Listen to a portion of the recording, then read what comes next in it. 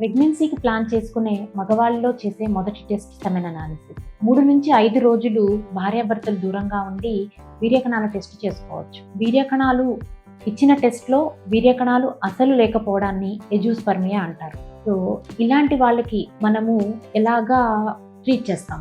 వీర్యకణాల production ఎలా అవుతుందో మనం ఫస్ట్ తెలుసుకుంటే ఈ ఎజూస్పర్మియా అంటే వీర్యకణాలు లేకపోవడం ఎందుకు అనే విషయం మనకు క్లియర్గా అర్థమవుతుంది. బ్రెయిన్ నుంచి FSH, LH అనే హార్మోన్స్ రిలీజ్ అయ్యి టెస్టిస్ అంటే గుడ్డు మీద పనిచేసి అక్కడ టెస్టోస్టిరాన్ అనే హార్మోన్ ప్రొడ్యూస్ అవుతుంది.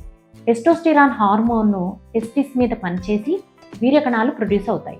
వీర్యకణాలు 3 నెలలు ప్రొడ్యూస్ అయిన తర్వాత 3 నెలలు అంగం ద్వారా మెచ్యూర్ అయ్యి భార్యాభర్తలు కలిసినప్పుడు అంగం ద్వారా బయటకు వస్తాయి. ఇక్కడ మనకి ఎజూస్పర్మియా అంటే కణాలు లేకపోవడం ఎందుకు అంటే 3 రకాలుగా దీన్ని మనం డివైడ్ చేయొచ్చు. ఒకటి బ్రెయిన్ నుంచి వచ్చే FSH, LH అనే హార్మోన్ ప్రాబ్లం వలన, రెండవది టెస్టిస్లో ప్రొడక్షన్ ప్రాబ్లం వలన, మూడవది టెస్టిస్లో ప్రొడ్యూస్ అయిన తర్వాత బయటకు వచ్చే మార్గంలో ఏదైనా అడ్డంకి ఉండడం వలన మనకి వీర్యకణాల టెస్ట్ చేసినప్పుడు వీర్యకణాలు కనిపించవు.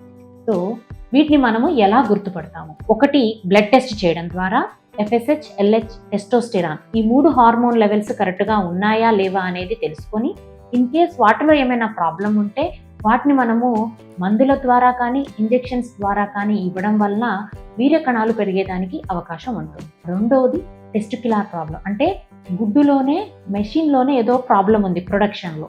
అలాంటప్పుడు మనము టీజా అనే ఆపరేషన్ చేయడం ద్వారా ఒక చిన్న సూది మత్తిచ్చి టెస్టిస్లో ఒక చిన్న సూది వేసి అసలు అక్కడ ప్రొడక్షన్ ఉందా లేదా, ఉంది అనుకుంటే ఆ వీర్యకణాలని మనము టెస్ట్ ట్యూబ్ బేబీ ద్వారా ప్రెగ్నెన్సీ పొందేదానికి అవకాశం ఉంటుంది. సో ప్రొడక్షన్ వచ్చేసింది, సో బయటికి రావాలి. బయటకు వచ్చే మార్గంలో ఏమైనా అబ్స్ట్రక్షన్ ఉందా, అక్కడ ఏమన్నా అడ్డంకి ఉందా, అలాంటి వాళ్ళకి ఏం చేస్తాము అంటే ఇప్పుడు టీజా అని చెప్పాను కదా, ఆ టీజా పద్ధతి ద్వారానే ఆ అబ్స్ట్రక్షన్ని మనము ఆపరేషన్ చేసి తీసివేయచ్చు.